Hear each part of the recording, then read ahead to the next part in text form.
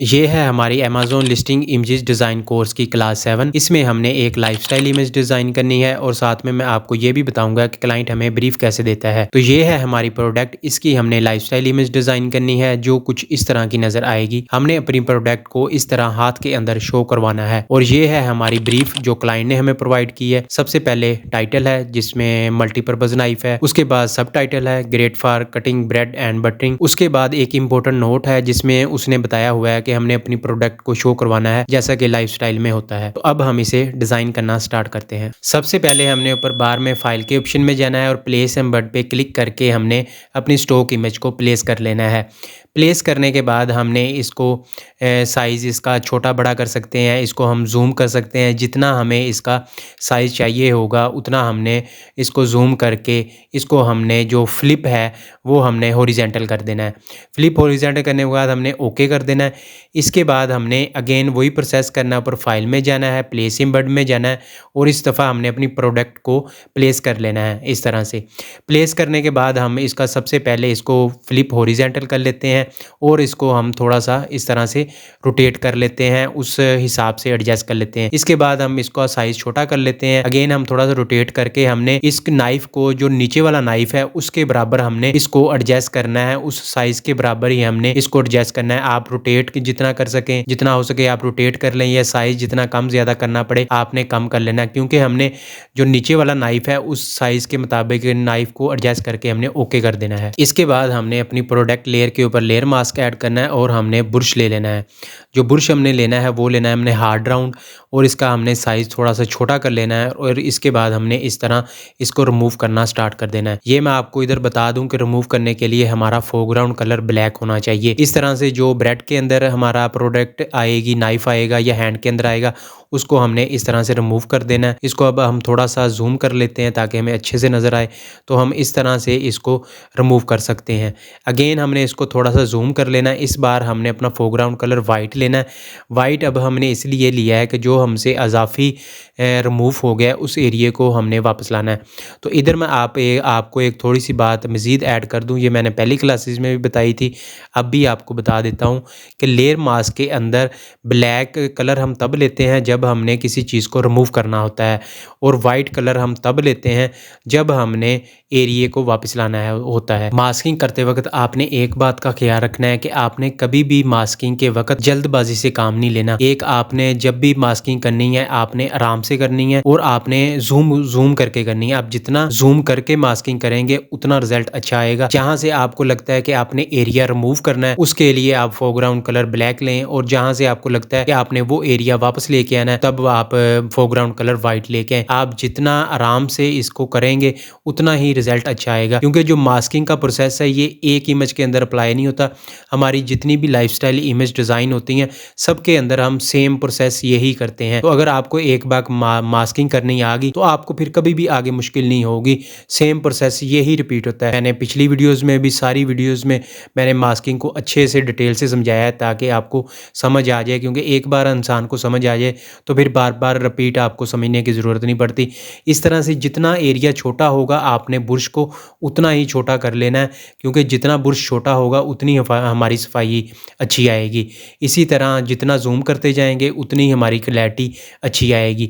एक आपने बुर्श को आपने छोटा साइज़ रखना है और एक आपने जूम करके सारा काम करना है। तो इस तरह से ये हमारी इसकी मास्किंग कंप्लीट होगी। अब हमने इसमें एक शेडो ऐड करना है ताकि ये रियलिस्टिक लगे। उसके लिए हमने सबसे पहले एक एम्प्टी लेयर लेनी है और इसको जूम कर लेना है। थोड़ा सा जूम करने के बाद हमने बुर्श टूल लेना है। बुर्श टूल लेने के बाद हमने इसकी फ्लो को 50% कर देना है।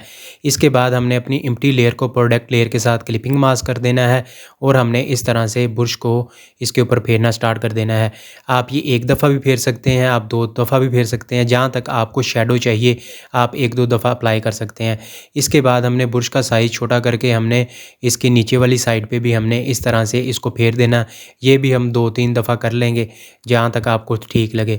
उसके बाद हमने ऊपर बार में फ़िल्टर के ऑप्शन में जाना है, ब्लर में जाना है और हमने गॉसियन ब्लर सेलेक्ट करके जो इसका रेडियस होगा वो हमने एडजस्ट करके 7.6 पे ओके कर देना है। और इसके बाद हम इन्हें इस लेयर की ओपेसिटी को थोड़ा सा कम कर लेना है अपने मुताबिक हमने। इसके बाद अगेन हमने एम्प्टी लेयर लेनी है। एम्प्टी लेयर लेने के बाद हमने ब्रश टूल लेना है। इस बार भी हमने फ्लो को 50% ही रहने देना है। इधर मैं आपको एक बात बता दूं कि आपने जब भी शेडो अप्लाई करना है तो उसको उस लेयर को आपने प्रोडक्ट लेयर के साथ क्लिपिंग मास्क करना है।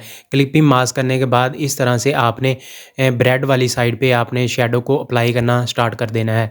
इस तरह से जो हमारा ब्रेड का एरिया जितना भी एरिया है हमने इसके ऊपर शेडो अप्लाई कर देना है, क्योंकि हमारी जो लाइट है वो राइट साइड से पड़ रही है, इसलिए जो हमारा शेडो है वो ब्रेड की दूसरी तरफ आएगा। इसके बाद हमने ऊपर अगेन हमने फ़िल्टर वाले ऑप्शन में जाना है और ब्लर में जाना है और हमने गॉसियन ब्लर सेलेक्ट करके हमने इसका रेडियस थोड़ा सा कम कर देना है, 4.1 करके ओके कर देना है।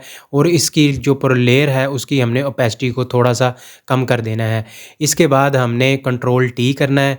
कंट्रोल टी करने के बाद हमने इसको थोड़ा सा शेडो को नीचे की तरफ हमने एडजस्ट कर देना है और हमने ओके कर देना है। इसके बाद हम इसको फिट स्क्रीन करते हैं, देख लेते हैं कि हमारा किस हद तक ठीक आया है। उसके बाद अगेन हमने जो हमारा ओपेसिटी है उसको हमने फुल कर देना है। फुल करने के बाद हम शेडो को थोड़ा सा नीचे की तरफ कर देते हैं। ये करने के लिए हम कीबोर्ड का डाउन बटन का इस्तेमाल करते हैं। इसके बाद अगेन हमने ओपेसिटी 86 कर देनी है और हमने फिट स्क्रीन कर देना है। इसके बाद हमने अपनी सारी लेयर्स को सिलेक्ट करके कंट्रोल जी से ग्रुप कर लेना है। इसके बाद हमने कंट्रोल टी करना है और हमने सारी इमेज को इस तरह से थोड़ा सा बढ़ा लेना है, क्योंकि हमें थोड़ा सा इसका और मज़ीद जूम दिखाना था। इस तरह हमने इसके साइज़ को एडजस्ट कर लेना है। एडजस्ट करने के बाद ओके कर देना है। इसके बाद हमने एक एलिप्स टूल लेना है। एलिप्स टूल लेने के बाद हमने इस तरह नीचे वाली साइड पे एक सर्कल को ड्रा कर लेना है। सर्कल को हमने ड्रा करने के बाद इसको हमने थोड़ा सा इस तरह से एडजस्ट कर लेना है। एडजस्ट करने के बाद हमने अगेन ऊपर फाइल मेन्यू में जाना है, प्लेस इमेज पे क्लिक करना है। इस दफ़ा हमने अपनी दूसरी इमेज को प्लेस कर देना है। इस तरह से का साइज़ सर्कल के मुताबिक एडजस्ट कर लेना है। सर्कल के मुताबिक एडजस्ट करने के बाद ओके कर देते हैं और इसको हम सर्कल के साथ क्लिपिंग मास्क कर देते हैं। क्लिपिंग मास्क करने के बाद जब जो हमने वो बटर वाला एरिया है जिसके ऊपर वो नाइफ से बटर लगा रहा है उसको हमने इस तरह सेंटर में सेट कर लेना है। उसके बाद अगेन हमने प्रोडक्ट इमेज को प्लेस एम्बेड करना है। फाइल के ऑप्शन में जाना है, प्लेस एम्बेड पे क्लिक करना है और हमने अपनी प्रोडक्ट को इस तरह से प्लेस कर लेना है। और हमने इसका साइज़ थोड़ा सा छोटा कर लेना है, क्योंकि हमने उस नाइफ के बराबर इसका साइज़ करना है। इसके बाद हमने इसको इस तरह से रोटेट कर लेना है। रोटेट करने के बाद हमने इसको अपने नाइफ़ को जो हमारी प्रोडक्ट है इसका साइज़ छोटा करके जो नीचे स्टॉक इमेज में हमारे पास नाइफ़ है उसके बराबर हमने इसको एडजस्ट करना है। इसके लिए हम थोड़ा सा जूम कर लेते हैं, क्योंकि जितना हम जूम करेंगे उतना ही हमें अच्छे से नज़र आएगा, तो हम प्रोडक्ट को अपनी मर्ज़ी से एडजस्ट कर पाएंगे ताकि वो अच्छे से नज़र आए। तो इस तरह से हमने इसका साइज़ थोड़ा सा मज़ीद बढ़ा लेना है। इस तरह हमने साइज़ को बढ़ाते जाना है और अगर आपको रोटेट करने की कहीं पर ज़रूरत पड़े तो आप इसको रोटेट भी कर सकते हैं, क्योंकि हमने नीचे वाली जो नाइफ़ है उसको छुपाना है, अपने वाली नाइफ़ को हमने ऊपर शो करवाना है। तो हम इस तरह से नाइफ़ को अपने एडजस्ट करके ओके कर देंगे। इसके बाद हमने अपनी प्रोडक्ट लेयर को सर्कल के साथ ही क्लिपिंग मास्क कर देना है। क्लिपिंग मास्क करने के बाद हमने प्रोडक्ट लेयर और दूसरी स्टॉक इमेज को दोनों को सिलेक्ट करना है और कंट्रोल टी से हमने प्रेस करके इनका साइज़ इस तरह से हमने बड़ा कर लेना है और फिर इन दोनों को हमने सर्कल के सेंटर में इस तरह से एडजस्ट कर देना है। और अगर आपको इसको मज़ीद बड़ा करने की ज़रूरत पड़े तो आप इसको मज़ीद बड़ा या रोटेट कर सकते हैं इस तरह से। इसके बाद हमने इनको इस तरह से एडजस्ट कर लेना है कि हमारा व्यू अच्छा आए। हमने अपनी मेन चीज़ हमने अपनी प्रोडक्ट को इसके अंदर शो करवाना है और ओके कर देना है। इसके बाद जो हमारी प्रोडक्ट लेयर है उसके ऊपर हमने शेडो ऐड करना है। सिंपल हमने इफेक्ट में जाना है और शेडो पे क्लिक करना है, ड्रॉप शेडो पे। उसके बाद हमने कुछ एडजस्टमेंट करनी है।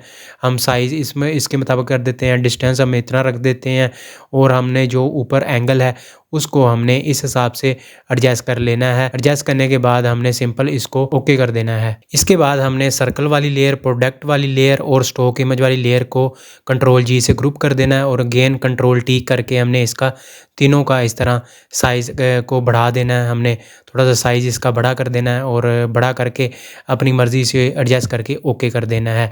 ओके करने के बाद अब जो हमारे पास सर्कल है, हमने सर्कल लेयर को सिलेक्ट करना है। इस पे हमने स्ट्रोक अप्लाई करनी है। इस पे हमने वाइट कलर की स्ट्रोक दे देनी है 10 px की, 10 पिक्सल की मतलब। इसके बाद हमने इसको डॉटेड लाइन में कन्वर्ट कर देना है। डॉटेड लाइन को हमने राउंडेड शेप में कन्वर्ट कर देना है और इसको हमने आउटसाइड पे कर देना है। इस तरह से ये हमारा सर्कल के बाहर वाली साइड पे डॉटेड लाइन आ गई है। इसके बाद हमने एक रेक्टेंगल टूल लेना है और उसके बाद हमने ऊपर व्यू में जाना है। व्यू में जाने के बाद न्यू गाइड लेआउट पे क्लिक करना है और 80 पिक्सल की चारों साइडों पे गाइड ले लेनी है। इसके बाद जो हमारी सर्कल वाला ग्रुप है उसको हमने सेलेक्ट करना है कंट्रोल टी से और इस तरह हमने इसको उठा के इस तरह राइट साइड पे थोड़ा सा एडजस्ट कर देना है। इसके बाद हमने रेक्टेंगल टूल से ऊपर वाले टॉप पे हमने इस तरह से एक रेक्टेंगल को ड्रा करना है। रेक्टेंगल को हमने अपनी मर्ज़ी से ड्रा करना है और इसको हम थोड़ा सा इस तरह एडजस्ट करके हमने इसमें वाइट कलर का फिल दे देना है और इसी के ऊपर हमने एक लेयर मास्क ऐड कर लेना है और ग्रेडियंट टूल लेके हमने माउस के बटन से इस तरह से इसको ड्रा करके राइट साइड पे इसकी ओपेसिटी को कम कर देना है। अब इसके ऊपर हमने टेक्स्ट लिखना है जो हमें क्लाइंट ने दिया था। उसके लिए हमने टेक्स्ट टूल लेना है। टेक्स्ट टूल लेने के बाद सबसे पहले हमने अपना टाइटल लिखना है। टाइटल जो हमारा था मल्टीपर्पज़ नाइफ था। इस तरह लिख के हमने इसको जो कलर हमने देना है वो ब्रांड कलर देना है और ब्रांड कलर दे के हम इसको जो बोल्ड कर लेते हैं। थोड़ा सा बोल्ड करने के बाद कंट्रोल टी से हम इसका साइज़ बड़ा कर लेते हैं और हम इसको उठा के लेफ़्ट साइड पे इस तरह गाइडलाइन के साथ रख के ओके कर देते हैं। इसके बाद हमने इसकी जो स्पेसिंग है उसको हमने टेक्स्ट स्पेसिंग को ख़त्म कर देना है और मज़ीद इसको हमने इस तरह से बड़ा कर देना और ओके कर देना। इसके बाद अब हमने लिखना है सबटाइटल। सबटाइटल हमने वो लिखना है जो क्लाइंट ने हमें ब्रीफ के अंदर बताया था। वो था great for cutting bread and buttering. इसको भी हमने जो हमारा ब्रांड कलर था उसके मुताबिक ही हमने लिखना था और ओके कर देना था। इसके बाद हमने इसका कैपिटल ख़त्म कर देना था और इसकी फ़ॉन्ट को हमने रेगुलर कर देना था और इसका हमने साइज़ कंट्रोल टी से इस तरह से बढ़ा के इसको ओके कर देना था और हमारे टाइटल के नीचे इस तरह इसको रख के हमने थोड़ा सा एडजस्ट कर लेना था। एडजस्ट करने के बाद हमने अपना रेक्टेंगल का साइज़ छोटा कर लेना था। छोटा करने के बाद हमने इन सब को लेफ़्ट लाइन और राइट लाइन कर लेना था। इसके बाद हमने गाइडलाइन ख़त्म कर देनी थी। गाइडलाइन ख़त्म करने के बाद हमने नाइफ के नीचे कुछ इस तरह सा एक रेक्टेंगल बनाना था और हमने जो नाइफ का जो कलर फ़ॉन्ट का कलर था वो हमने वाइट कर दिया और उस रेक्टेंगल को हमने इस तरह राउंड शेप में थोड़ा सा करके इनको सेंटर अलाइन कर दिया। तो ये थी आज की हमारी लाइफस्टाइल इमेज। अगर आपको वीडियो पसंद आए तो like and share. Thank you so much.